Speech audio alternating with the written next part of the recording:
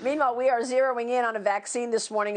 Moderna's race for a vaccine is now raising some questions. Scientists are saying Moderna did not disclose sufficient critical data to assessing its COVID-19 vaccine. The biotech company reporting very positive results earlier this week from an early human trial, which showed that people given its potential vaccine generated antibodies to this virus. And joining me right now to talk more about all of this is the CEO of Moderna, Stephane Bancel. And Stephane, it's great to have you this morning. Thanks very much for being here. Good morning. Thank you for having me. And I know that you've invested so much in this over the last 10 years, so I'm going to get to that. But let's talk about first the most recent concerns. And two vaccine experts interviewed by Stat News report that the company has yet to publish your studies in scientific journals. They also pointed out that the company disclosed results from only 8 of the 45 participants, meaning that the majority of outcomes remain unknown. What can you tell us? Yes, so we on Monday morning shared interim positive phase 1 data. So as the press release title said, those are interim data. It was basically, Maria, a cut of the data as of Thursday. I want to remind that the study is being run by NIAID, the division of the NIH that is led by Dr. Tony Fauci. And they ran the study and they analyzed all the blood sample. What we shared indeed is that at the low dose and middle dose, we had all the participants up to that data cut of last Thursday that showed antibody at or above the level of convalescent sera. And we shared that of the first 8 of those, we had neutralizing antibodies, meaning antibodies that will bind and neutralize the virus. We have only 8 of those because it takes a much longer time to analyze the neutralization assay, and that was the data we had as of Thursday. Stephane, will you be publishing in scientific journals this information on the first human trial? Yes, obviously. And one of the reasons that we only shared top-line data and not the full data set is to preserve the ability very soon for NIAID to be able to publish that data in a peer-reviewed medical journal. And that's what they intend to do. And that is what we have also done as a company in the past. So we will not change that policy. Yeah, I think this is an important point that you make, because another concern that was talked about yesterday was that the National Institute for Allergy and Infectious Diseases has not said anything about this information, even though it was partnering with Moderna. But yesterday, the vice president tweeted this out. Vice President Mike Pence tweeted this out on Monday, saying, in our call with governors today, Dr. Fauci shared exciting news from biotech company Moderna. The first potential coronavirus vaccine has shown promising results in a clinical trial. 45 participants received 2 doses of the vaccine, and all 45 produced antibodies. So you did get the weigh-in from Dr. Fauci, although that was one of the concerns that we hadn't heard from him yesterday. Yes, indeed. We were happy to see that tweet, excuse me, on the internet. Again, I go back to what I said before, which is those are interim data. They are early, obviously. It's a small data set. All the things we said on Monday, that is in the press release, but they are encouraging data. This is what Dr. Fauci seems to have said at the governor's meeting. Obviously, I was not there. And that's why we are encouraged and we are moving as fast as we can. We know there's a lot of suffering. People are dying. For the last 4 months, our teams partnering with the NIH and working hand in hand with the FDA that have been remarkable in terms of their quick response. We have been able to go from the sequence of a virus to interim phase 1 data. The FDA has given us a few days ago now the green light to go into phase 2.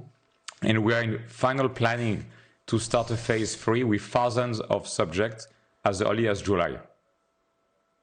And I think this is why you had the buy-in from Fauci and from the government early, because the scale that Moderna has built up in the last 10 years, getting the IP in place, using software, using hardware.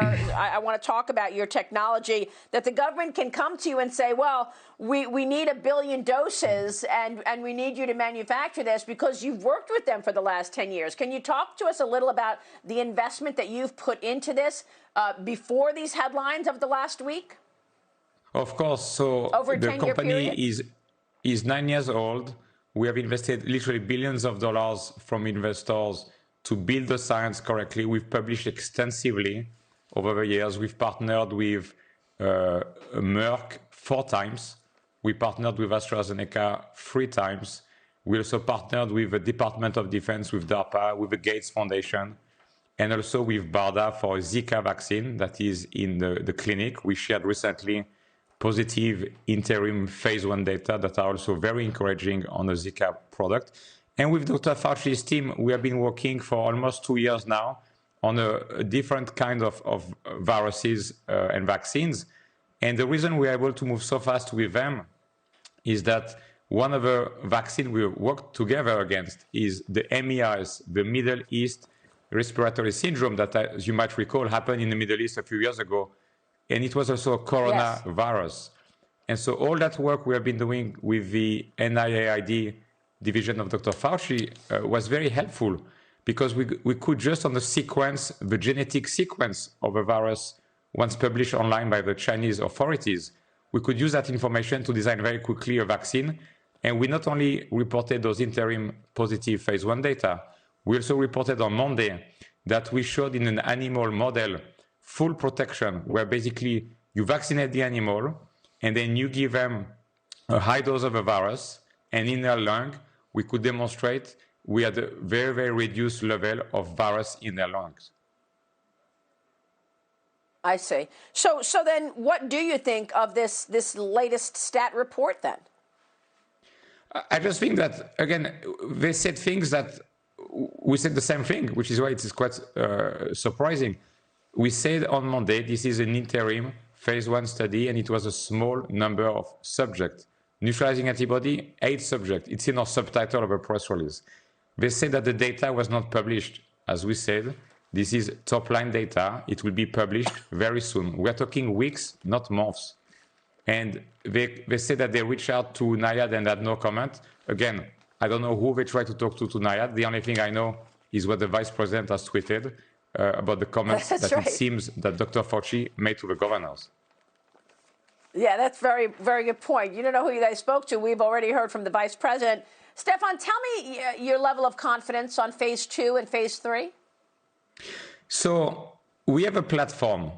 With our vaccine, this is not our first vaccine. This is our 10th vaccine in clinical studies. We have, as I said, partnered with BARDA on Zika, so with the government. We have partnered with Merck on another respiratory virus called RSV, for which there is no vaccine approved today. And so we have dosed very close now to 2,000 healthy people with our different vaccines around the world. The FDA has seen all our data over the years. And we believe that our platform has these very interesting features that we use messenger RNA, which is basically a genetic molecule that we inject in humans' arm, like a typical vaccine.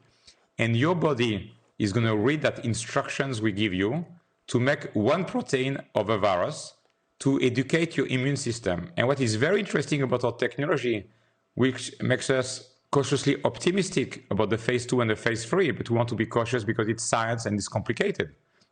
But I am cautiously optimistic because of all the data I have seen over the last 4 years in all of those vaccines.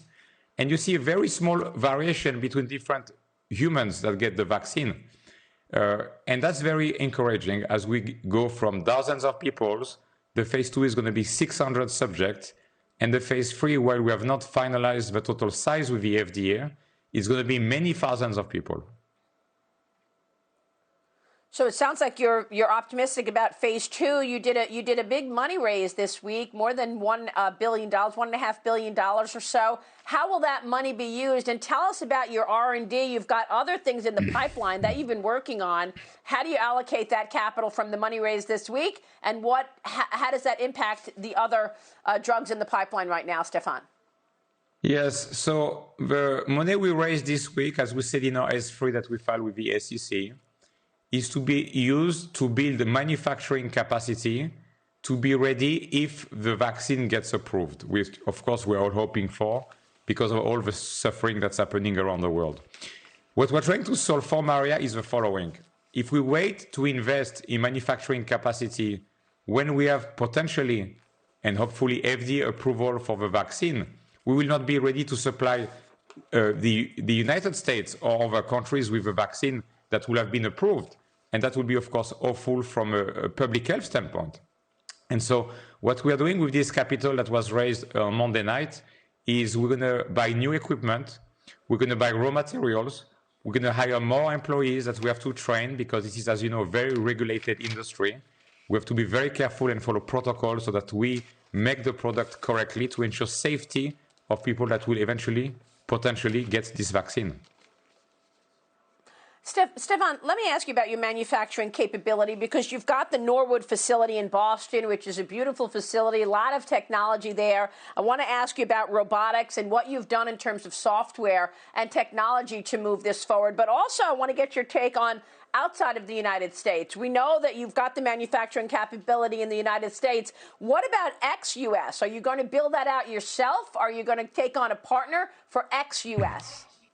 Yes, so indeed, in Massachusetts, we have built a state-of-the-art facility that is fully integrated, meaning we make key raw materials, we make the mRNA, we put lipid, i.e.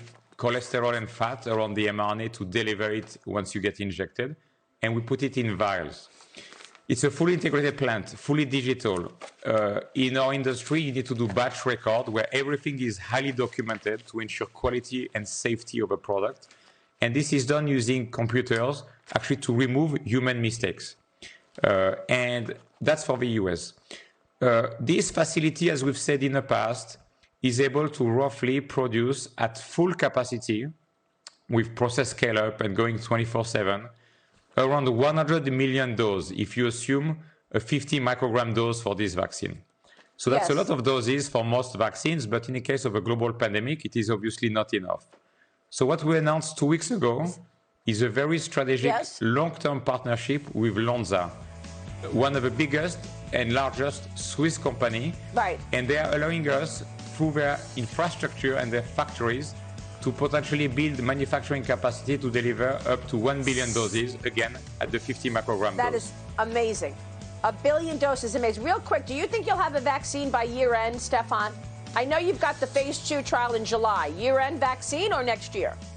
So phase 2 is going to start any day. We got the green light from the FDA. Phase 3 will start in July. It is possible, assuming a best-case scenario, and there are many risks that could derail us, obviously, but we could potentially be in a position to file to the FDA toward the end of the year or early next year. Again, it's best-case scenario. And that is the music to our ears. Stephane Bancel, thank you so much for joining me this morning. We'll be watching the developments. Great to see you, sir.